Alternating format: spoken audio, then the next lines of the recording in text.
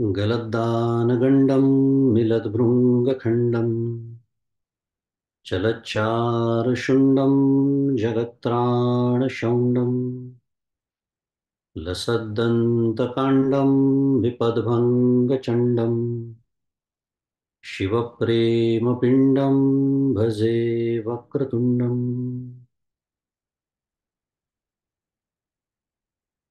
अहं निर्विकल्पो निराकाररूपो विभुर्व्याप्य सर्वत्र सर्वेन्द्रियाणां सदा मे समत्वं न मुक्तिर्न बन्धः चिदानन्दरूप शिवोऽहं शिवोऽहं चिदानन्दरूप शिवोऽहं शिवोऽहम्। गुरुर्ब्रह्मा गुरुर्विष्णुः गुरुर्देवो महेश्वरः गुरुः साक्षात् परं ब्रह्म तस्मै श्रीगुरवे नमः। ब्रह्मानन्दं परमसुखदं केवलं ज्ञानमूर्तिं द्वन्द्वातीतं गगनसदृशं तत्त्वमस्यादिलक्ष्यम् एकं नित्यं विमलमचलं सर्वधी साक्षिभूतं भावातीतं त्रिगुणरहितं सद्गुरुं तन्नमामि। श्री सद्गुरुनाथ महाराज की जय।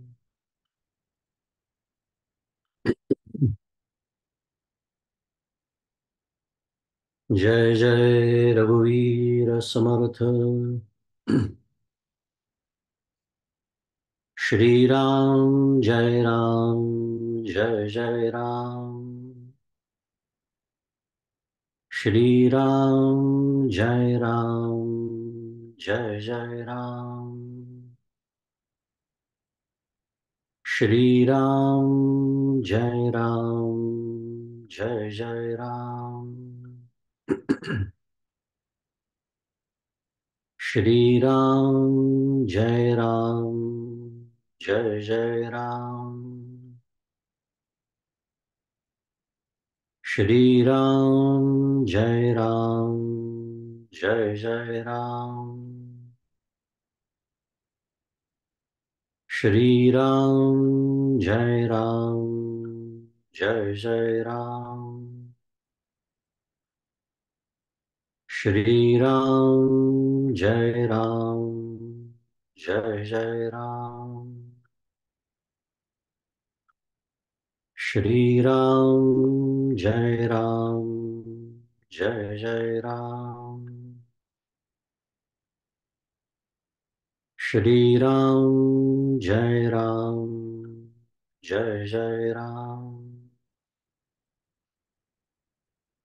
श्री राम जय राम जय जय राम।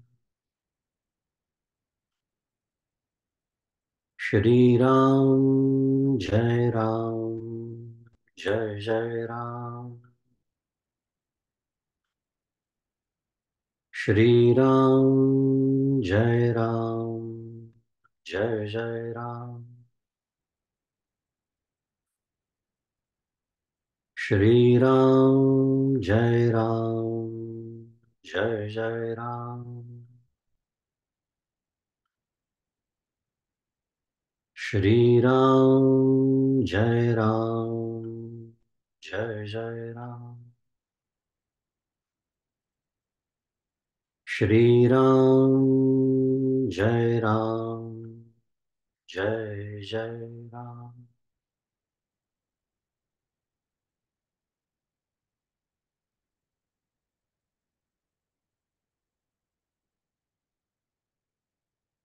प्रभु श्री रामचंद्र भगवान की जय।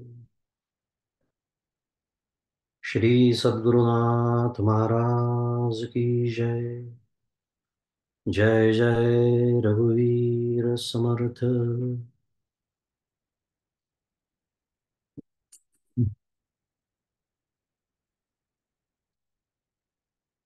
माझे सद्गुरू परमपूज्य डॉक्टर श्रीकृष्ण दत्तात्रय देशमुख उपाख्य डॉक्टर काका यांच्या श्रीचरणाला शिरसाष्टांग वंदन करतो. परमपूज्य मंदाताई गंधे यांच्या चरणी शिरसाष्टांग वंदन करतो. आपल्या प्रवचनमालेच्या दुसऱ्या आचार्य पूज्य ज्योत्स्नाताई यांना वंदन. तुम्ही श्रोते जगदीश मूर्ती तेथे माझी व्युत्पत्ती किती, बुद्धिहीन अल्पमती सलगी करीतो श्रीराम. तुम्हा सर्वांना सप्रेम अभिवादन.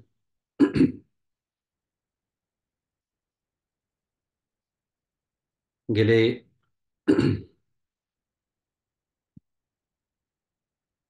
2 सत्र म्हणूया आपलं.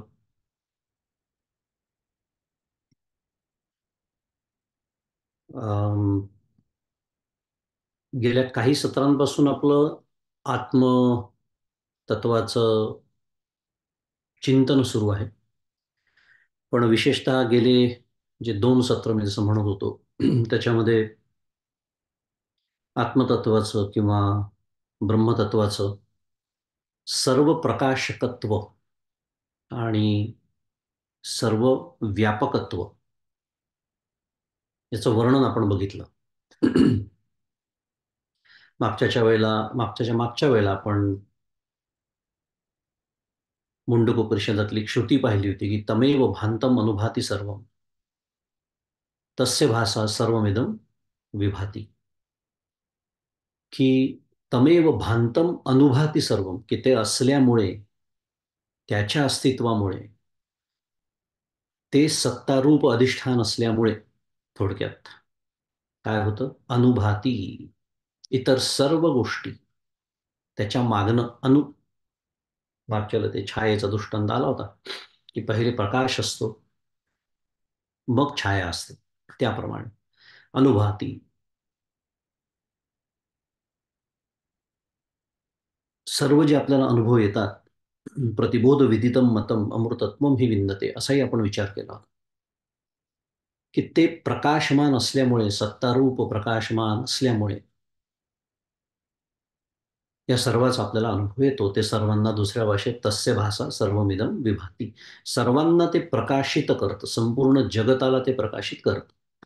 असं आपण त्याचं काय म्हणूया, सर्व प्रकाशकत्व हे स्वरूप लक्षण ज्याला म्हणतात त्याचा विचार केला. आणि येन विश्वमिदं व्याप्तम यम न व्यापनोति किंचन, हा जो एक मागच्या वेळेसचा श्लोक आपण बघितला 130 क्रमांकाचा, त्याच्यामध्ये त्याचं सर्व व्यापकत्वाचं वर्णन आहे की ठीक आहे, सर्व संपूर्ण जगताला ते प्रकाशित करतं. हे एक लक्षण झालं त्याचं बोलण्याची भाषा, कारण स्वरूप लक्षण असा आपण शब्द वापरलाच आहे त्याला. तर पण दुसरं त्याचं एक लक्षणच म्हटलं आता तर सर्व व्यापकत्व हे जे आहे, ज्याच्यासाठी आपण मुंडक उपनिषदातलीच त्याच्याच पुढची श्रुती पाहिली होती, ज्याच्यामध्ये पुरस्ताद ब्रह्म, पश्चात ब्रह्म इत्यादी हे सगळं त्याचं जे वर्णन आलं होतं. किंवा आपल्याला हे ऐकल्यावर लगेच आठवतं काय, आपल्याला पाठ असलेलं स्तोत्र अथर्वशीर्ष, पुरस्तात्तात अवोत्तरात्तात व दक्षिणात्तात व चोर्ध्वात्तात, तिथे अर्थ वेगळा आहे बरं का थोडासा. सर्व दिशांनी येणाऱ्या संकटांपासून माझं रक्षण कर, असा त्याचा अर्थ. पण छान शुद्ध मराठीत इंटरेस्टिंग विषय आहे की सर्व दिशांपासून तोच रक्षण करू शकतो जो सर्व दिशांमध्ये व्याप्त असतो, असाही विचार आपण करू शकतो. कारण मी ठेवले समजा बॉडीगार्ड्स माझ्या भोवती, आणि त्या सर्व दिशांना ते नसतील तर एखादी दिशा पाहून माझा शत्रू माझ्यावरती आक्रमण करू शकतो. विरोधाचा विषय. पण सांगण्याचा उद्देश एवढाच होता की तिथे अर्थ थोडा वेगळा आहे, असा अर्थ तिथे नाही.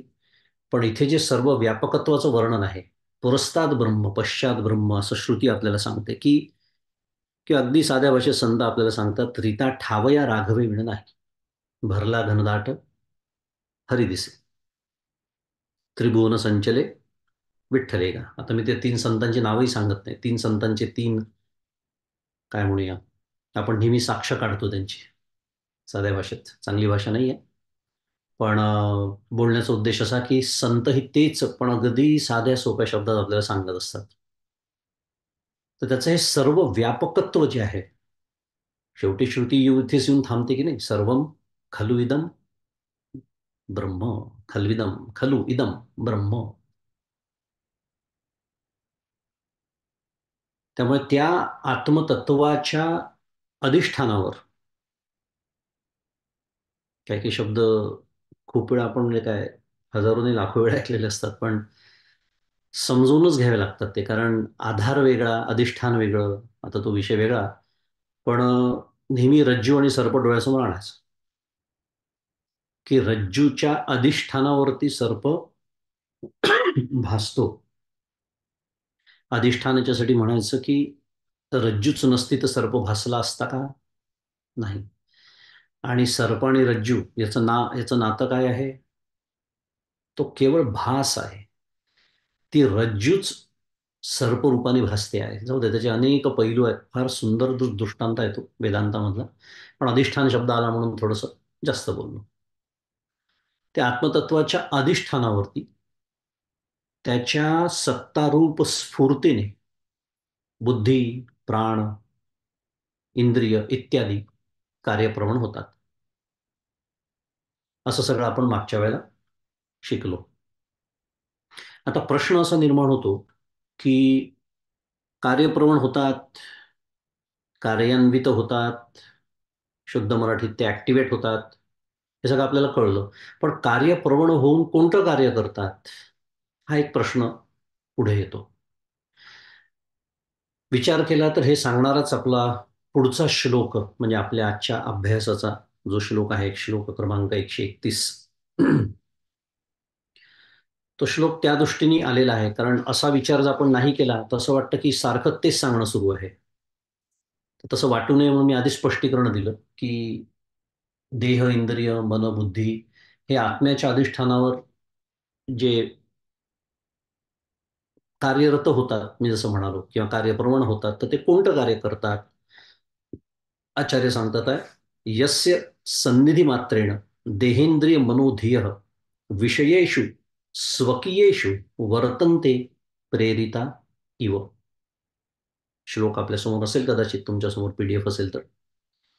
131 क्रमांकाचा श्लोक. पदच्छेद दिलाय, यस्य सन्निधी मात्रेण. सोपं आहे समजायला. यस्य सन्निधी मात्रेण देहेंद्रिय मनोधिया. आता नेहमीची आपली यादी दिलेली आहे, देह, इंद्रिय, मन, धी म्हणजे बुद्धी इत्यादी. विषयेषु स्वकीयेषु एकत्र म्हणायचं आहे. विषयेषु स्वकीयेषु काय अर्थ आहे आपण बघणारच आहे. वर्तनते प्रेरिता इव. असा हा श्लोक, त्याचा पदच्छेद आणि त्याचा अर्थ दिलेला आहे की देह, इंद्रिय, मन आणि बुद्धी, म्हणजे मगाशी ती यादी आपण जी वाचली, देहेंद्रिय मनोधिया, ही ज्या आत्म्याच्या सान्निध्यानेच केवळ सन्निधी मात्रेण सत्तास्फूर्तीने स्वकीयेषु म्हणजे आपल्या स्वतःच्या शब्दादी विषयेषु विषयांच्या ठिकाणी स्वकीयेषु विषयेषु. जसं डोळ्याचं विषय काय आहे? रूप आहे, आपल्याला माहिती आहे. डोळ्यांनी आपल्याला चव घेता येते का, किंवा वास घेता येतो का? नाही. डोळ्यांनी काय करता येतं? फक्त रूप पाहता येतं. त्यामुळे शास्त्राच्या मांडणीप्रमाणे रूप हा डोळ्याचा विषय आहे, किंवा डोळा रूपाला विषय करतो, अजून कठीण बोलायचं असेल तर. रामकृष्ण हरी. साध्या भाषेत डोळ्याला रूप दिसतं. तर म्हणून स्वकीयेषु विषयेषु असं म्हटलेलं आहे. स्वकीयेषु म्हणजे स्वकीय शब्द आपल्याला माहिती आहे, मराठीतही आहे. आपल्या आपल्या आपापल्या स्वतःच्या विषयाशी किंवा विषयांच्या ठिकाणी. विषयेषु विषयांच्या ठिकाणी वर्तनते प्रेरिता इव, प्रेरणा केल्याप्रमाणे किंवा प्रेरणा केल्यासारखी. इव शब्दाचा अर्थ आहे सारखी. काय होतात? वर्तनते प्रवृत्त होतात. हा झाला शाब्दिक अर्थ त्याचा. आणि अर्थातच सांगण्याचा विषय हा सुरू आहे की तो हा कुटस्थ आत्मा होय. पुढे त्यांनी त्याचं थोडंसं एका वाक्यात विवेचन दिलेलं तेही वाचू आपण, की देहादी ज्याप्रमाणे व्यवहार करतात तद्वत जगताला प्रकाशित करण्यात आत्म्याचा व्यवहार नसून केवळ आत्म्याच्या सान्निध्याने जगत प्रकाशित होत आहे. म्हणून आत्मा कुटस्थ निर्विकार आहे व जगत कधी भासते व कधी भासत नाही. कधी भासतं आणि जगत कधी भासत नाही. कधी भासत नाही? झोपेत नाही भासत. याचा अर्थ काय आहे? जगत भासतं किंवा जगत आपल्याला भासवतं, त्याचं जे शुद्ध मराठीत मेकॅनिझम आहे, त्याचं जे उपकरण आहे, ते झोपेत नसतं, ज्याला अंतःकरण असं म्हणतात. म्हणून झोपेत जग भासत नाही, समाधीतही भासत नाही आणि जग निर्माण होण्याच्या आधी पण भासत नाही, विचार केला तर. कारण तिथे हे बोलणंच संभवत नाही, कारण जगच नाही आणि भासणारा पण नाही. हे जग ज्याला भासतं तो नाही. त्यामुळे जगत कधी भासतं कधी भासत नाही, ठीक आहे. पण मूळ सांगणं काय सुरू आहे हे थोडंसं क्लिष्ट भाषा आहे, की आत्म्याचा व्यवहार नसून, म्हणजे जगताला प्रकाशित करण्याचा आत्म्याचा व्यवहार नसून. आता हे व्यवहार नसून जी भाषा आहे ती आपल्याला थोडीशी परिचयाची नसते. सांगण्याचा अर्थ असा आहे की जगताला आता मी प्रकाशित करणार आहे आणि आता मी प्रकाशित करतो, असं तो आत्मा म्हणतो का? तो म्हणत नाही. लोहचुंबक असं कधी म्हणतं का, की मी आता हे जे आजूबाजूला आहेत सगळे लोखंडाचे तुकडे, त्यांना ना मी आता मी गोळा करतो, असं ते लोहचुंबक म्हणतं का? नाही. पण ते होतात ना गोळा. ते होतात गोळा. मग ते कशामुळे गोळा होतात? केवळ त्या लोहचुंबकाच्या अस्तित्वामुळेच ते गोळा होतात. हे सांगण्याचा उद्देश आहे बरं का या श्लोकाचा. त्याचा जगताला प्रकाशित करण्यात आत्म्याचा व्यवहार नसून केवळ आत्म्याच्या सान्निध्याने जगत प्रकाशित होत आहे, हे सांगण्याचं आहे. व्यवहार नसणे म्हणजे उद्देश नसणे, तसा हेतू नसणे, त्या दृष्टीने तो काहीही करत नाही, असा त्याचा अर्थ आहे.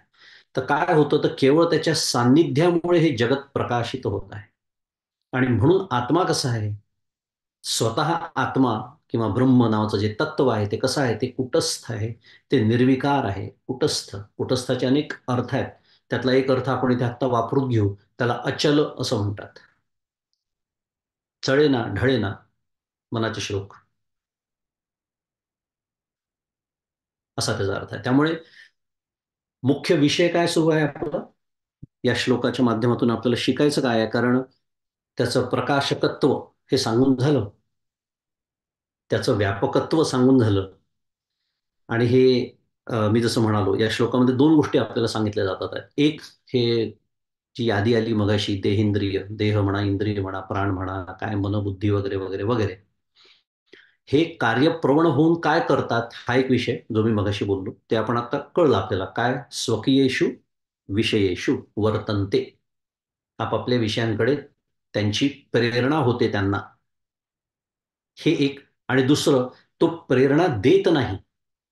आत्ता आपण जे शिकलो, तो प्रेरणा देत नाही. अगदी बोलायचं झालं तर हे प्रेरणा घेतात असं म्हणूया आता. तर काहीतरी तर बोलायला पाहिजे ना. पण केवळ त्याच्या या सानिध्यामुळे या गोष्टी होतात. म्हणजे आत्मा करता नाही. विषय काय सुरू आहे? कारण कुठेतरी मनामध्ये असं एक गोंधळाचं वातावरण, जर आपला अभ्यास नीट झाला नसेल, विचारांची स्पष्टता नसेल, तर येऊ शकतो. म्हणून या ग्रंथामध्ये छान निस्संदिग्ध मांडणी केलेली आहे. कुठे गोंधळ, शंका राहतील, चुकीचे अर्थ डोक्यात बसले राहतील,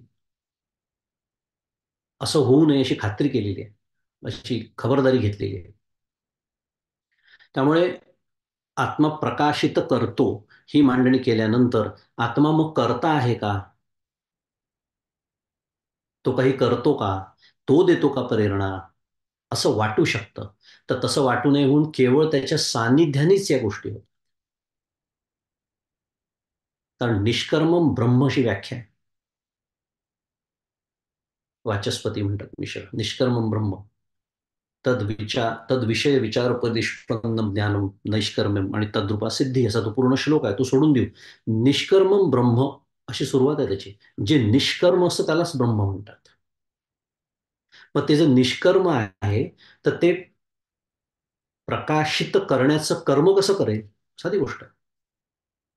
तर त्याच्या केवळ सानिध्याने या गोष्टी होतात. नेहमीचा दृष्टांत सूर्य. सूर्याच्या प्रकाशात अनंत कोटी म्हणूया आपण, कोट्यावधी जीवांचे अनंत व्यवहार सूर्याच्या प्रकाशात सुरू असतात. सूर्य काय करतो? काहीच करत नाही. पण सूर्याशिवाय शक्य आहे का?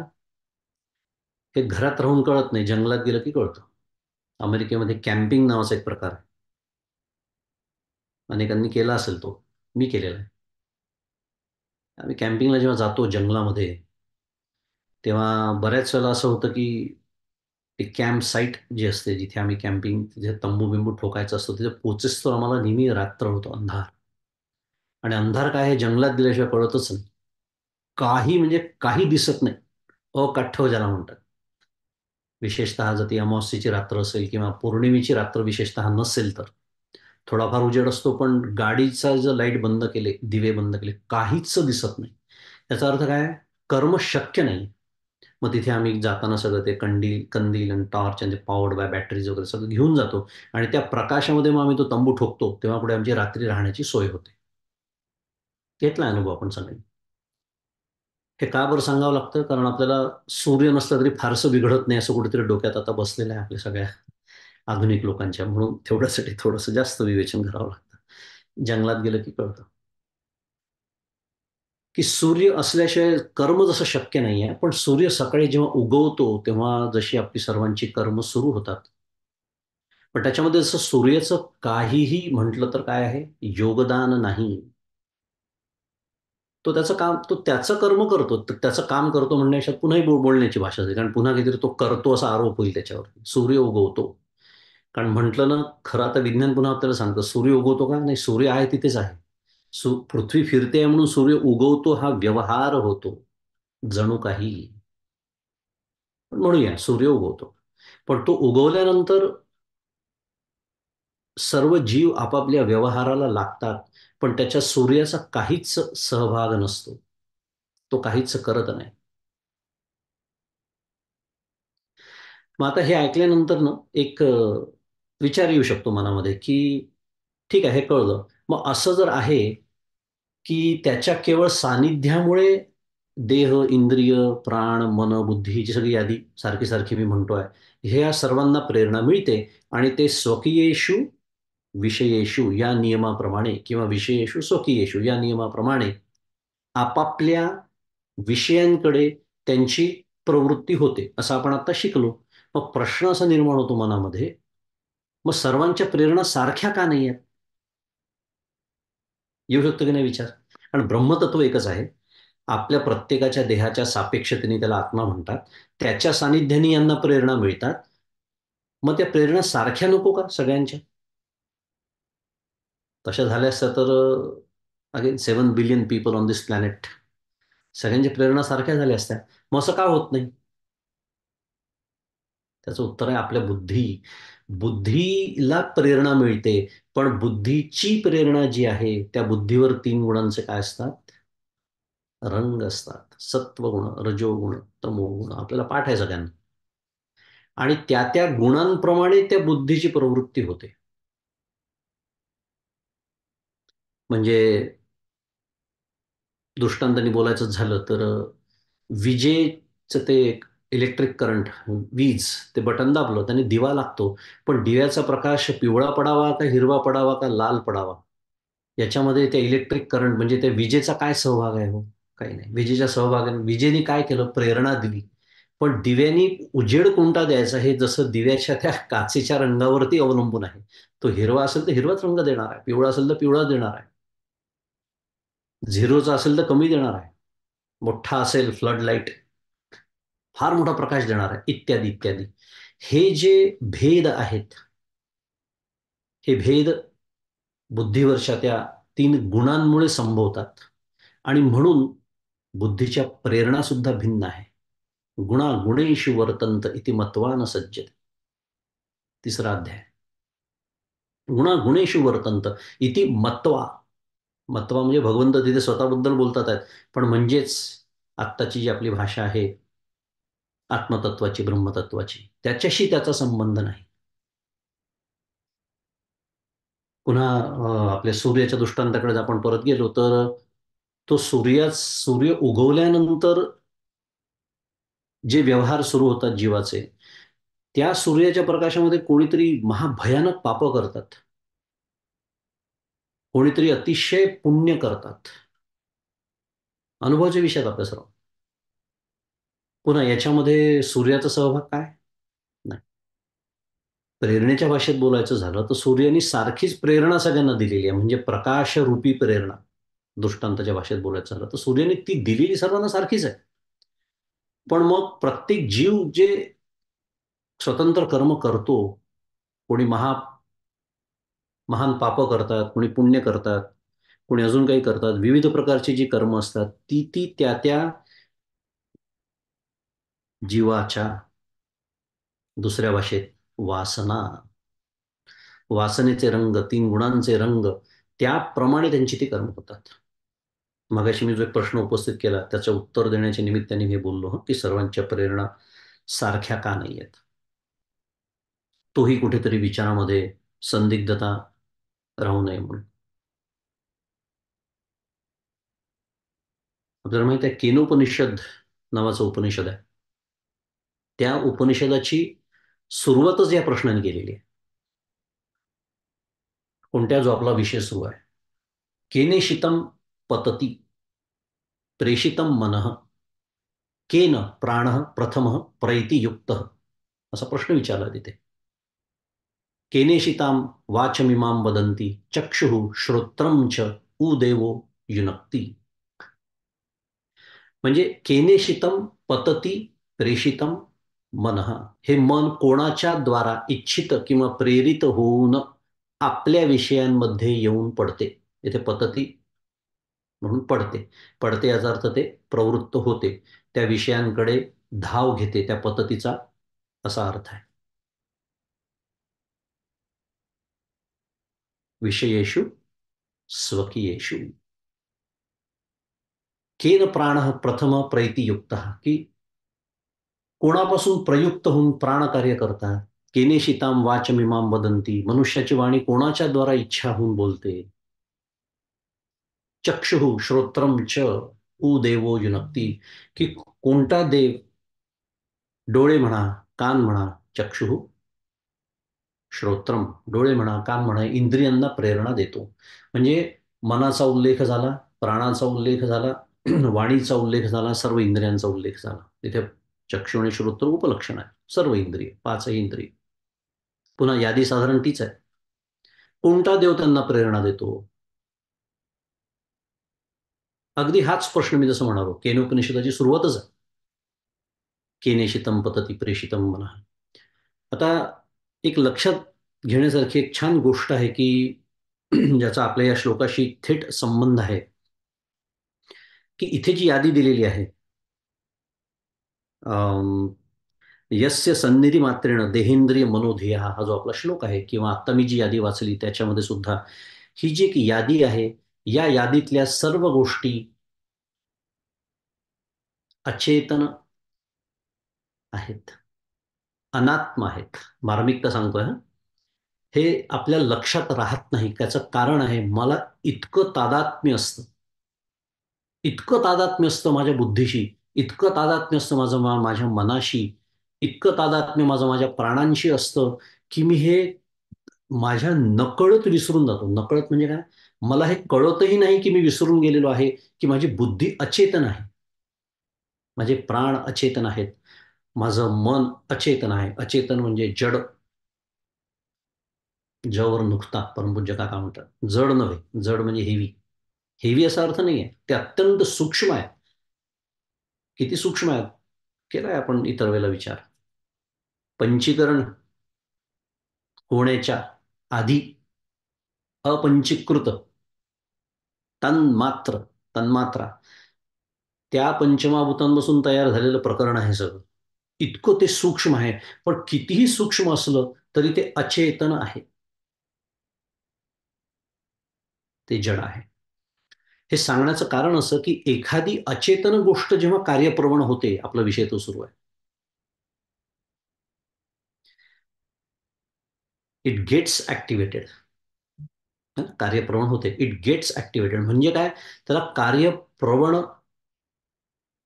करणारं दुसरं काहीतरी असलं पाहिजे, कारण ते स्वतः कार्यप्रवण होऊ शकत नाही, म्हणून तर त्याला अचेतन म्हणतात, त्याला जड म्हणतात.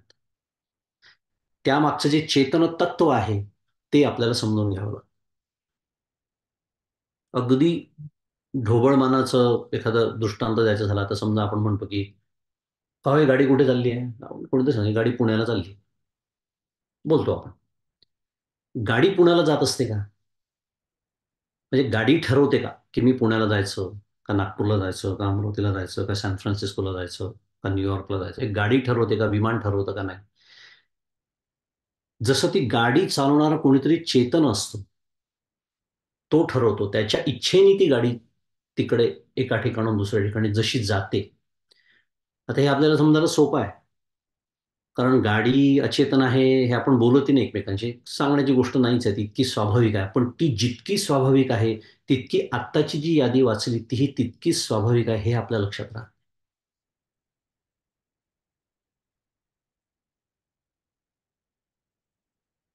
इतकंच नव्हे तर हे ज्या अर्थी हे सर्व अचेतन पदार्थ कार्यप्रवृत्त होतात, आपण आता तेच बोलतो ना, हे कार्यप्रवण होतात, हे कार्यप्रवृत्त होतात, हेच त्यांच्या चेतन अधिष्ठानाच्या अस्तित्वाचं अनुमानपूर्ण चिन्ह आहे, असं आचार्य त्यांच्या केनोपनिषदाच्या भाष्यामध्ये म्हणतात. तद्धी लिंगम चेतनावतोधिष्ठातु अस्तित्वे. लिंग याचा अर्थ चिन्ह असा होतो. खूण, चिन्ह. हे त्याचं लिंग म्हणजे चिन्ह आहे, त्याचं खूण आहे, की ज्या अर्थी हे अचेतन पदार्थ कार्यप्रवृत्त होतात आहे, त्या अर्थी त्याच्या पाठीमागे एक चेतन अधिष्ठान असलंच पाहिजे असं अनुमान सुद्धा करता येतं. अनुमानपूर्ण चिन्ह आहे त्याचं, असं आचार्य म्हणतात.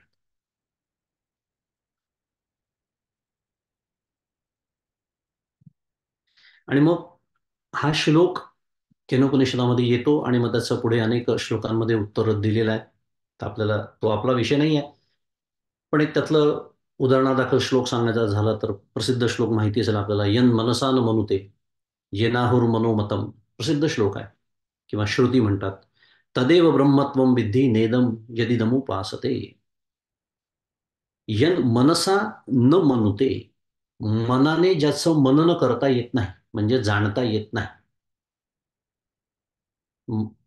यतो वाचा निवर्तन्ते अप्राप्य मनसा सह. अजून एक श्रुती तेच सांगते, की मनाने ज्याचं मनन करता येत नाही, म्हणजे त्याला मनाने जाणता येत नाही. परंतु ज्याच्यामुळे मन मनन करू शकतं, त्यालाच ब्रह्म, तेच किंवा तेच ब्रह्म आहे असं तू जाण. तदेव ब्रह्मत्वम विद्धी. विद्धी म्हणजे जाण. विद्धी शब्द खूप वेळा येतो, भगवद्गीतेत पण येतो. आणि नेदम यदिदम यदिदम उपासते, याला आधीचा संदर्भ आहे आधीच्या श्लोकांचा, की देशकालवच्छिन्न ज्या वस्तूची लोक उपासना करतात ते ब्रह्म नव्हे. कारण आपलं विषय झालाय तो, की या जगताने ते परिच्छिन्न होत नाही. जगतात भेद आहे म्हणून त्याच्यात भेद पडत नाहीत.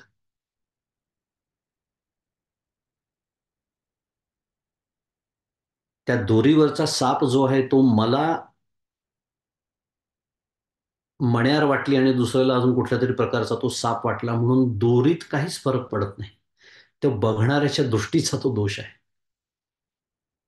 त्याच्यात भेद पडत नाही, ते परिच्छिन्न होऊ शकत नाही. म्हणून देश काल वच्छिन्न, ना देशानी ना कालानी कशानीच त्याच्यात परिच्छेद पडू शकत नाही.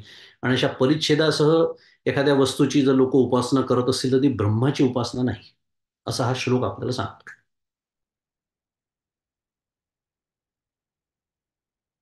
याच चालू विषयाचा पुढचा पण श्लोक आहे, 132 क्रमांकाचा श्लोक आहे, तो मी आता वाचतो. त्याचाही अर्थ आपण पाहूया. म्हणजे या अजून छान एकत्रित असा आपल्याला विचार करता येईल. 132 क्रमांकाचा श्लोक आहे. अहंकारादि देहांता विषयाश्च सुखादय वेद्यन्ते घटवद्येन नित्यबोध स्वरूपिणा. अहंकारादि देहांता पदच्छेद आहे. विषया च सुखादय वेद्यन्ते घटवत येन नित्यबोध स्वरूपिणा.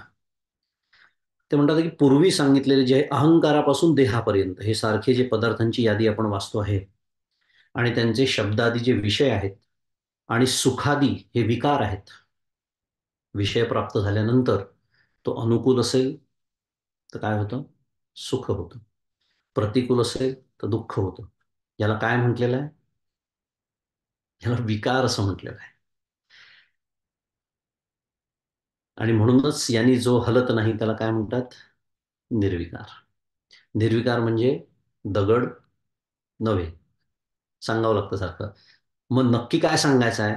सुखे संतोषानं यावे हे सांगायचं आहे. दुःखे विषादा न भजावे हे सांगायचं आहे. असो, त्याला विकार असं म्हटलंय. आणि ज्या अखंड ज्ञान स्वरूप आत्म्याकडून ते घटाप्रमाणे प्रकाशित होतात. आणि म्हणून तो अहम प्रत्ययाचा विषय आत्मा आहे. पुढे त्यांनी विवेचन दिलंय की स्वतः जड असलेल्या, आत्ताच आपला विषय झाला, हे अचेतन आहेत, हे जड आहेत. अहंकारादिकांना प्रकाशित करणारा आत्मा असल्यामुळे अहम प्रत्ययाचा जो विषय आहे तो अहंकारादी नसून चेतनात्माच आहे. अहम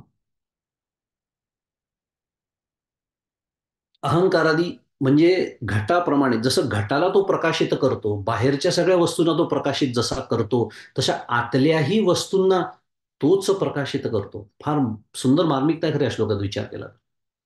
हे जे देह म्हणा, इंद्रिय म्हणा, इंद्रिय आपण जे स्थूलमानाने जसं म्हणतो, डोळा आपल्याला आरशात पाहून आपला स्वतःचा डोळा बघता येतो. आरशातून इतर इंद्रिय दिसू शकतात. पण इंद्रिय म्हटल्यानंतर ती इंद्रिय नव्हे. इंद्रियाचा अर्थ सूक्ष्म इंद्रिय, प्राण सूक्ष्म, मन सूक्ष्म, बुद्धी सूक्ष्म. पण कितीही सूक्ष्म असले तरी ते जड आहेत. आणि जसं बाहेरचा घट प्रकाशित होतो आहे तसं हे सुद्धा प्रकाशितच होतात आहे. हे प्रकाशच आहेत. हे स्वप्रकाशित नाहीत. हे जड आहेत. हे अचेतन आहेत. म्हणून मी म्हटलं पुढचा श्लोकही आपण वाचूया. एकत्रित छान विचार करता येईल. आणि घट ज्याप्रमाणे प्रकाशित होतो त्याप्रमाणे हे सुद्धा प्रकाशित होतात. आणि म्हणून अहम प्रत्ययाचा जो विषय आहे, अर्जुन पण न घेता, झाली होवी आपली मागच्या अभ्यासून ती, मी ऐसे जे पांडुसुता, हे जो मी आहे ना तो त्यातला अर्जुनपण, त्या अर्जुनपण याच्या एका शब्दामध्ये माऊलींनी सगळं एका याच्यात घेतलेलं आहे. मग तुम्ही बाहेरच्या अर्जुनपण म्हणजे मी अर्जुन किंवा मी आपलं स्वतःचं नाव घालून घ्यायचं तिथे. मी नेहमीच सांगतो अर्जुनाचं नाव काढून टाकायचं, नाही तर ते शेवटी ते डॉक्टर काका असं म्हणतात. त्या गोपालकृष्णाने त्या अर्जुनाला त्या कुरुक्षेत्रावर हजारो वर्षांपूर्वी असं ते ते ते असं दूर लोटत गेलं की मग ती ओवी आणि माझा काही संबंध राहत नाही. असं न करता अर्जुनाचं नाव काढायचं, आपलं नाव घालायचं तिथे. त्यामुळे माझ्याशी संबंधित जे जे आहे ते सर्व, मग ते कितीही स्थूल असू द्या आणि ते कितीही सूक्ष्म असू द्या, बुद्धी मन प्राणांसारखं, या सर्वांना तो प्रकाशित करतो. आणि म्हणून ते प्रकाश्य आहे, म्हणून ते जड आहे, म्हणून ते अचेतन आहे, म्हणून ते अनात्म आहे. आणि म्हणून अर्जुन पण न घेता मी ऐसे जे पांडुसुता, त्यामुळे मी हा जो अहम प्रत्यय आहे त्याचा विषय अहंकारादी म्हणजे सर्व स्थूल जड अचेतन अनात्म नसून चेतनात्माच आहे, हे सांगणं सुरू आहे. आणि असा तो जो आत्मा आहे, आपली जी सुरुवात झाली होती, असं तो जो ब्रह्म, मी सारखं मुद्दाहून आलटून पालटून शब्द वापरतो बरं, आपल्या डोक्यात नेहमीच बसावं. आत्मा म्हणजे ब्रह्म, ब्रह्म म्हणजे आत्मा, एकच आहे ते. पण देहाच्या सापेक्षतेने बोलायचं झालं तर आत्मा असा तो जो आत्मा की त्याच्या केवळ सान्निध्याने, यस्य सन्निधी मात्रेण, सान्निध्याने होतं, तो काहीच करत नाही. हा आपला मूळ विषय सुरू आहे. त्यामुळे परमपूज्य दादा छान समजावून सांगतात आपल्याला काय, करून अकर्ता, भोगून अभोगता. आता याच्यात सुद्धा करून अकर्ता म्हटलंय. पुन्हा असं वाटतं की तो करतो का काय, करून म्हटलेलं आहे. नाही नाही, यस्य सन्निधी मात्रेण, त्याच्या केवळ असण्याने या गोष्टी होतात. आणि म्हणून तो अकर्ताच राहतो शेवटी. भोगून अभोगता, बघून न बघणारा, ऐकून न ऐकणारा. आता मराठी भाषा खूप विनोदी याचे खूप छान छान अर्थ होतात. मला हसायला येतात, तुमच्या लक्षात येत असेल. म्हणजे ऐकून न ऐकणार म्हणजे ऐकून तसं न वागणार, असाही एक अर्थ होतो बरं का मराठीमध्ये. म्हणून ऐकून न ऐकल्यासारखं करणारा असं ज्याला म्हणतात. रामकृष्ण हरी परमपूज्य काकांचा आवडता विषय तो. त्यामुळे बघणं ज्याच्या अधिष्ठानावरती शक्य होतं, ऐकणं ज्याच्या अधिष्ठानावरती शक्य होतं, सगळी प्रकारची कर्म ज्याच्या अधिष्ठानावरती शक्य होतात, पण तो स्वतः काहीही करत नाही. मग सर्व करतो कोण? पुढचा प्रश्न आला. आता आपण सर्व अभ्यासक आहे, आपल्या सर्वांना सगळ्या प्रश्नांची उत्तर माहिती आहे. मला पूर्ण जाणीव आहे, मी तुम्हाला नवीन काही सांगत नाही. पण शेवटी काय असतं की माहीत असूनही आपल्याला विवेक चुडामणीचा अभ्यास करायची वेळ आली आहे की नाही. रामकृष्ण हरी त्याच्यात आलं सगळं. तर हे करतो कोण, याचं उत्तर आपल्या सर्वांना माहिती आहे. बहुतांशी सर्व लोकांना माहिती आहे की हे सर्व जीव करतो. कारण कोणीतरी तर लागेल ना. इकडेच आपण म्हणतोय हा आत्मा ब्रह्म काही करत नाही, मग करतो कोण? जीव करतो. जीव आत्म्याच्या अधिष्ठानावरती कर्म करतो. असाच एक या संदर्भात नाही, पण असाच एक प्रश्न अर्जुनाने पण भगवद्गीतेत विचारलाय भगवंतांना. काय? अथ केन प्रयुक्तोयम पापम चरती पुरुष अनिच्छन्नपि वार्ष्णेय बलादिव नियोजिता. अर्जुन विचारतोय, अथ केन प्रयुक्तोयम, की कोणाच्या, इथे सुद्धा प्रेरणेनेच म्हटलं प्रयुक्तोयम, कोणाच्या प्रेरणेने मनुष्य काय करतो. फक्त त्याचा संदर्भ थोडा वेगळा आहे. मी जसं म्हणालो की पापम चरती पुरुष. अर्जुनाचा प्रश्न विशेषतः पाप करण्याबद्दल आहे, की मनुष्य जो आहे तो पापजी करतो, धर्मबाह्य वर्तन करतो, अभद्र वागतो, बोलतो, कोणाच्या प्रेरणेने होतं. आणि अनिच्छन्नपी म्हणजे कधी कधी इच्छा नसेल तरी वार्ष्णेय, गोपालकृष्ण बलादिव नियोजित, म्हणजे जणू काही तो ओढल्या जातो. स्वतःच्या इच्छेविरुद्धही कधी कधी असं तो का करतो. मग भगवंतांनी त्याला उत्तर दिलंय की अर्थातच काम एष क्रोध एष रजोगुण समुद्भव. मगाशी आपण जे बोलत होतो, महाशनो म्हटलंय त्यांना, महापापमा विद्येनमिह वैरिणम. थोडक्यामध्ये रजोगुणाच्या अंमलाखाली पाप करणारा जीव असतो. आपला मूळ विषय तो सुरू आहे. सूर्याच्या प्रकाशात पाप करणारा जीव असतो, सूर्याच्या प्रकाशात पुण्य करणारा जीव असतो. सूर्य काहीही करत नाही. अगदी त्याप्रमाणे जो ज्या गुणाच्या, देही ज्या गुणाचे प्राधान्य तैसेची कर्म उपजे जाणं, इंद्रिये गुणाधीन तदनुसार जाण वर्तती. पाठ आहे आपल्या सगळ्यांना. देही ज्या गुणाचे प्राधान्य, रजोगुणाचा अंमल असेल, रजोगुणाचीच कर्म होणार आहे. काम एष क्रोध एष हे जर माझ्या जीवनाचे अविभाज्य घटक असतील तर समजून चालायचं, प्रचंड रजोगुणी मनुष्य मी आहे, कोणालाही विचारला जाण्याची गरज नाही. अखंड कामना, अखंड हे हवं, ते हवं, तसं हवं, तितकं हवं, आत्ता हवं, नंतर हवं. बरं, इथपर्यंत थांबत नाही. त्याला ते नको, तिला ते मिळता कामा नये, या अजून पुढच्या भानगडी. जबरदस्त रजोगुण आहे. आणि हे अर्थातच माझ्या इच्छेप्रमाणे सगळ्या गोष्टी कधीच होत नसतात. त्यामुळे काम एशच्या पुढे आहेच क्रोध एश. डॉक्टर काका जसं म्हणतात, ट्रॅक्टर आणि ट्रॉली अशी ती जोडीच आहे त्यांची. ट्रॅक्टरच्या मागे जशी ट्रॉली येते तशी कामाच्या मागे क्रोध येतोच.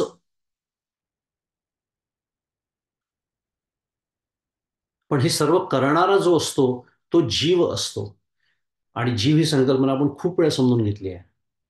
त्याच्यामध्ये चिदाभासाचा सहभाग आहे, त्याच्यामध्ये अंतःकरण नावाचं आहे, त्याच्यावरच ते सगळे रंग आहेत गुणांचे, त्याच्यातच त्या वासना आहेत. पण हे करणारा आत्मा नव्हे. त्याच्या सान्निध्याने, केवळ सान्निध्याने सन्निधी मात्रेनं म्हटलेला आहे. जीव कार्य करण्यास सक्षम होतो, ज्याप्रमाणे सूर्याच्या प्रकाशामध्ये पुन्हा एकदा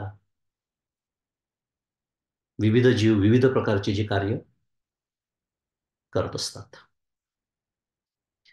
या संदर्भामध्ये मुंडक उपनिषदामध्ये सुद्धा एक सुंदर श्रुती येते. कदाचित आपल्यापैकी काही जणांना त्याचं स्मरण सुद्धा झालं असेल.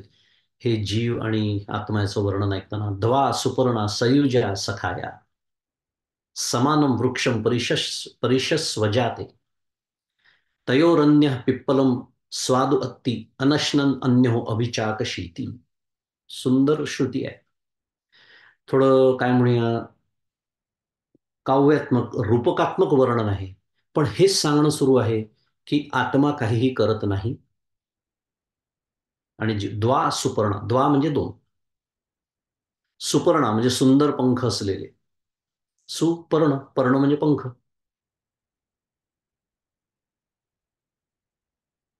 मला इथे आता परमपूज्य मंदादींची आठवण झाली. का माहिती आहे ना, मी आता सुपर्णा याचा जो अर्थ केला त्याला शब्दांचा अर्थ असं म्हणतात. आणि आपल्याला, आपण केवळ शब्दांच्या अर्थावरच जगत असतो. मला असं वाटतं मला उपनिषद समजलं. हो म्हणजे काय, पाठ आहे मला श्रुती, कधीही विचारा, अर्थ सुद्धा सांगू शकतो. काहीही कळलेलं नसतं मला. सुंदर पंख म्हणजे काय, त्याचा काय संबंध आहे याच्याशी? मग कोणाला शरण जावं लागतं? आचार्यांना. दुसरं कोणाला जाणार? ते सांगतात सुंदर पंख म्हणजे नियम्य आणि नियामक हा भाव ज्यांना प्राप्त झालेला आहे. त्यातला एक नियामक आहे आणि एक नियम्य आहे. ज्याला म्हणायचं शब्दातील अर्थ, परमपूज्य मंदादींच्या भाषेत. हा कळेस्तोवर अभ्यास करावा लागतो. परोक्ष ज्ञानाचा सांगतोय, अपरोक्षाचा तर विषयच वेगळा आहे. द्वासुपर्ण सयुजा, सयुजाचा अर्थ सदैव एकत्र राहणारे. सखाया म्हणजे सखा असलेले. मग सखा म्हणजे तरी काय, या संदर्भामध्ये सखाचा अर्थ काय? अभिव्यक्तीचं कारण समान आहे दोघांचं. दोन पक्षी, आता पक्षी मी जसं म्हणालो रूपकात्मक आहे. ज्यांनी कधी ऐकलं नसेल ही श्रुती त्यांना लवकरच कळेल ते दोन पक्षी कोण आहे. पण अभिव्यक्तीचं कारण समान आहे. एक माया विशिष्ट साभास चेतन आहे आणि दुसरा अविद्या विशिष्ट साभास चेतन आहे. अविद्या म्हणा, माया म्हणा, नावं वेगळी आहेत. अभिव्यक्तीचं कारण समान आहे. आणि समानम वृक्षम परिशस्वजाते, की समान म्हणजे सामान्य रूपाने दोघांच्याही उपलब्धीचं कारण ते असल्यामुळे एकाच वृक्षाचा, आता मी जसं म्हणालो रूपकात्मक आहे. वृक्ष कोणता? शरीररूप वृक्षावर जणू काही एकमेकांना आलिंगन दिलेले. आलिंगन का बरं? चिदाभासाची व्याख्या माहिती आहे आपल्याला.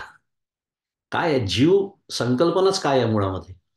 तो आत्मप्रकाश, तो फाकलेला कशामध्ये? त्या बुद्धीमध्ये किंवा अंतःकरणामध्ये. आणि त्या फाकलेल्या प्रकाशाला म्हणायचं चिदाभास आणि सगळ्यांना मिळून म्हणायचं जीव. असं जर असेल तर जणू काही, पुन्हा जणू काही तो प्रकाश आणि अंतःकरण किंवा ती बुद्धी काय एकमेकांना आलिंगनच दिलेलं आहे ना. आणि आधार कशाचा आहे सगळ्याला? या देहाचा. म्हणून एकाच वृक्षाचा, या शरीररूप वृक्षावर आलिंगन दिलेले हे दोन पक्षी आश्रय करून राहतात. तयोरन्य पिप्पलम स्वाद होते, म्हणजे त्यातला एक जो आहे तो स्वादिष्ट म्हणजे मधुर पिप्पल फळ चाखतो, खातो, भोग घेतो. म्हणजे नक्की काय? रूपकात्मक आहे मी जसं म्हणालो. कर्मफल आणि इथे स्वादिष्ट असा जो शब्द आलाय त्याचा अर्थ असा आहे की कर्मफल ही सुखरूप असतात किंवा दुःखरूप असतात. मगाशी आपण बोललो, अनुकूल घडलं तर सुख होतं, प्रतिकूल घडलं तर दुःख होतं. आणि असं सुख दुःखरूप ते जे फल आहे ते अनेक प्रकारच्या विचित्र अनुभवरूप चवी त्याच्यात एकत्र येतात. म्हणून त्याला चविष्ट स्वादू असं म्हटलं. माझी बुद्धी नाही यावर आचार्य सांगतात आहेत. म्हणून मी म्हणालो शब्दातील अर्थ याला म्हणतात. अप्रतिम श्रुती आहे. शब्दाचा अर्थ आणि शब्दातील अर्थ म्हणजे काय हे समजून घ्यायचं असेल त्या श्रुतीचा अभ्यास करायचा आचार्यांच्या भाष्याचं. त्याचा शब्दातील अर्थ कोण सांगणार मला? म्हणून त्याला स्वादिष्ट म्हटलंय, कारण कर्मफल दृष्टांत सगळ्यांचा आवडता भेळ नुसतं म्हणलं तरी तोंडाला पाणी सुटतं. का आवडते भेळ सगळ्यांना? कारण इतके त्याच्यात विविध प्रकार एकत्र येतात. आता विचार केला तर भेळीच्या किती रेसिपीज आहेत असं म्हटलं तर अनंत आहेत. कारण तुम्ही जे कराल त्याला भेळच म्हणतात. कारण भेळेचा अर्थच तो आहे. जे कराल एकत्र, मग त्याच्यात एक दरवेळेला नवीनच चव तयार होते, स्वादिष्ट. तर ते जो खातो, त्याचा जो भोग घेतो, त्यातला एक पक्षी आहे तो त्याचा भोग घेतो. खातो म्हणजे भोग घेतो आणि दुसरा जो आहे तो भोग न घेता अनशनन. अनशनन आपल्याला माहिती आहे. अनशनन, उपवास न खाणे. अन्य हो म्हणजे दुसरा. अविचाकशी ती तो केवळ पाहतो. केवळ पाहतो. तो कशाचाच भोग घेत नाही. तो नित्य, शुद्ध, बुद्ध, मुक्त स्वरूप, सर्वज्ञ, मायोपाधिक ईश्वर. त्याचं ग्रहण तो करीत नाही म्हणून तो भोगत नाही. ईश्वर सर्वभूतानां हृदयशेर्जुन तिष्ठती हा जो प्रसिद्ध श्लोक अनेक वेळा आपण वापरतो, त्याचा एक वेगळाच पैलू आपल्यासमोर येतो बरं का या श्रुतीच्या माध्यमातून. आपल्या हृदयात ईश्वर प्रत्येकाच्या आहे. आपण किती वेळा ऐकलं हे वाक्य? सगळ्यांनीच ऐकलेलं आहे. पण हे किती वेगळ्या पद्धतीने मांडणी आहे पहा, की तो आहे, पण हे 2 जणू अगदी आलिंगन देऊन आहेत. ईश्वर आणि जीव. म्हणजे जीव रूपाने मी कोण आहे? कर्ता आहे. म्हणून करून, पण तो असल्याशिवाय मी कर्म करू शकत नाही. कारण नुसतं त्यातलं अंतःकरण जे आहे ते जड आहे. त्याचा तो आत्मप्रकाश त्याच्यात फाकलेला आहे चिदाभासाच्या रूपाने. म्हणून ती बुद्धी कार्यप्रवण होते आहे. म्हणून ती बुद्धी कार्य करू शकते आहे. तो जीव कार्य करू शकतो आहे. त्यामुळे त्याच्या अधिष्ठानाशिवाय तर शक्यच नाहीये. पण तो स्वतः मात्र अकर्ता आहे. तो कुठलंही फल भोगत नाही. म्हणजे ईश्वर जो आहे, त्याला ईश्वर म्हणा, त्याला आत्मा म्हणा, त्याला ब्रह्म म्हणा, तो साक्षित्व रूपाने सत्ता मात्र भोक्ता आणि भोग्य या दोन्हींचा तो प्रेरक आहे.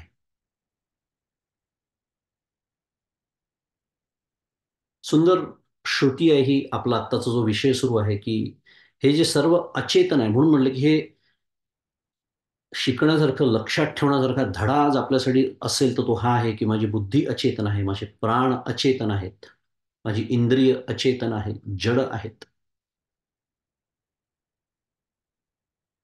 म्हणून डॉक्टर काका गमतीने कधी-कधी म्हणतात, की मला जर कोणी म्हणाले, की "तुम्ही किती निर्बुद्ध आहात हो." तर मी त्यांना म्हणतो, "तू मला खरं ओळखलंस." असं परमपूज्य काकांचं वाक्य आहे एका प्रवचनात. मी असतो तर मला राग येतो, निर्बुद्ध काय समजतो स्वतःला वगैरे माझं सुरू होतं. परमपूज्य काका त्याला म्हणतात, "तू मला खरं ओळखलाय." कारण मी बुद्धी नाहीच आहे ना. मी प्राण नाही आहे, मी मन नाही आहे, मी इंद्रिय नाही आहे. हे सर्व जड आहे, अचेतन आहे. मी चेतन आहे. आपल्याला आता वेळ नाही, पण पंचदशीत फार सुंदर विषय आलेला आहे, की जीवनमुक्ताच्या बाबतीत हेच शुद्ध मराठीत ॲपॅरेटस, मेकॅनिझम असतं. माझ्या बाबतीत ते असतं. फरक कुठे असतो? त्यांच्या दृष्टीने ती उपाधी असते, माझ्या दृष्टीने ते विशेषण असतं. तेही म्हणतात मला भूक लागली, तेही म्हणतात मला झोप येते आहे, तेही म्हणतात मला बाहेर जायचं आहे, तेही म्हणतात मला हे हवं, ते नको. पण हे चिदाभासाचा व्यवहार सुरू आहे. त्याचा माझ्याशी संबंध नाही. हा चिदाभासाचा व्यवहार आणि तेच जेव्हा अहम ब्रह्मास्मी म्हणतात, तेव्हा त्यांचा मीचा रोख तिकडे असतो आणि इकडे मला भूक लागली म्हणतात, तेव्हा इकडे असतो. पण हा व्यवहार चिदाभासाचा सुरू आहे, जीवाचा सुरू आहे. त्याच्याशी माझा संबंध नाही. त्यामुळे सुख-दुःख रूप फळ मिळालं तरी सुखे संतोषा न यावे, हे त्यांना सांगावं लागत नाही. ते आपोआपच होतं. जाऊ दे, वेगळा विषय आहे. पण आपला विषय कशातनं निघाला होता, की मी तू निर्बुद्ध आहे असं म्हटलं तर म्हणून काका म्हणतात, परमपूज्य काका त्याला म्हणतात, की "तू मला अगदी योग्य ओळखलायस." आणि मला राग येतो. कारण मला राग येतो कारण बुद्धीशी माझं एकरूपत्व असतं. आणि परमपूज्य मंदातही म्हणतात, की ज्याच्याशी एकरूपत्व आहे किंवा ज्याच्याशी एकरूपत्व म्हणण्यापेक्षा तादात्म्य आहे. ज्याच्याशी तादात्म्य आहे त्याचा कर्ता मी असतो. सुंदर वाक्य आहे. बुद्धीशी तादात्म्य तर बुद्धीचा कर्ता मी झालो ना, त्यामुळे मला निर्बुद्ध म्हटलं की राग येतो. देहाशी तादात्म्य, त्यामुळे माझ्या देहाला परिस्थितीशी तादात्म्य. ज्याच्या ज्याच्याशी तादात्म्य त्याला कुणी नावं ठेवली. काम एष, क्रोध एष, रजोगुण समुद्भवा. असो तर छान हे दोन श्लोक आपल्याला सांगतायत की सर्व अनात्म्याची जी सगळी यादी आहे. म्हणूनच मांडणी आचार्यांनी किती सुंदर पद्धतीने केली आहे पहा, की पहिले पूर्ण अनात्म समजून सांगितलं, आता आत्म्याचं वर्णन सुरू आहे. आणि हे जे सर्व अनात्म्याचा विचार करून झाला अगदी सविस्तर, ते सर्व जड आहे, ते अचेतन आहे. आणि ते जड आहे, अचेतन आहे, तरीही ते कार्यप्रवण होतं. दिसायला असं दिसतं ते कार्य करत आहे, वाटायला असं वाटतं ते कार्य करत आहे. याचा अर्थच असा आहे की त्याच्या पाठीमागे एक चेतन अधिष्ठान तत्व आहे. अनुमान रूपाने निदान अनुमान तरी करता येतं बुद्धीच्या पातळीवरती. अर्थात हे सर्व जड आहे, हे शास्त्र सांगतं. आणि हा आपल्या श्रद्धेचा विषय आहे. शास्त्र आपल्या श्रद्धेचा विषय आहे. आता पुन्हा प्रश्न, कशावरून? काय उत्तर आहे याला? एकच उत्तर आहे त्याला. शास्त्र सांगतं, संत सांगतात, सद्गुरू सांगतात, म्हणून ते जड आहे. बरं, ते इतकं सूक्ष्म आहे की आजचं आधुनिक विज्ञानही अजूनही धडपडतंय. मी एकदा बोललो होतो कुठेतरी, की मी अनेक सायकियाट्रिस्ट ज्यांना भेटतात त्यांना माझा तो इंटरेस्ट, शुद्ध मराठीचा विषयामध्ये त्यांना विचार होतो, की how do you define mind? What is the definition of mind in modern science? And to my surprise, they are still struggling with that definition. They are still going with the old definition of Sigmund Freud. It looks like they haven't evolved much in that area.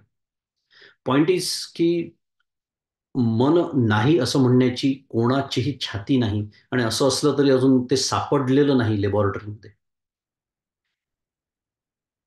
त्याच्याशी खेळता येतं थोडंसं, औषधं देऊन वगैरे, chemical रिॲक्शन्सची. पण त्यालाही पुन्हा मेंदूचं एक फिजिकल फॉर्म लागतो शेवटी. पण मन म्हणजे, बुद्धी म्हणजे असं अजून नाही प्रत्यक्ष तत्व ज्याला म्हणता येईल एखादं. व्हॉट इज ॲक्च्युअल सबस्टन्स, पदार्थ नाही सापडलेला. इतकं ते सूक्ष्म आहे, तरी आमचं शास्त्र सांगतं ते जडच आहे, कितीही सूक्ष्म असलं तरी. आणि आमच्या श्रद्धेचा विषय आहे. असो तर हे जड आहे हे लक्षात ठेवायचं आहे याच्यासाठी.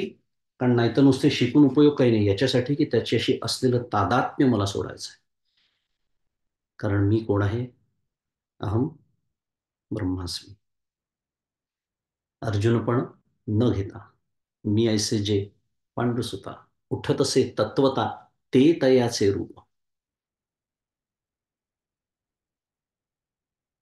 सद्गुरूंच्या चरणी आजचं चिंतन पुष्प अर्पण करूया आणि आपल्या अभ्यासाला तिथे विराम देऊया. श्री सद्गुरुनाथ महाराज की जय. जय जय रघुवीर समर्थ.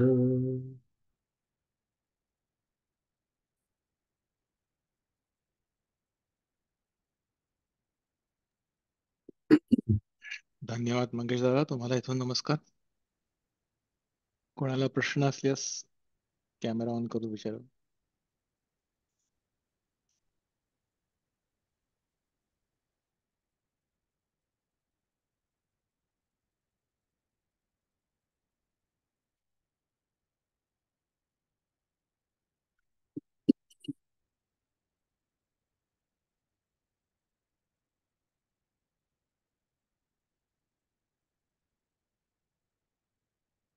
थांबूया मग.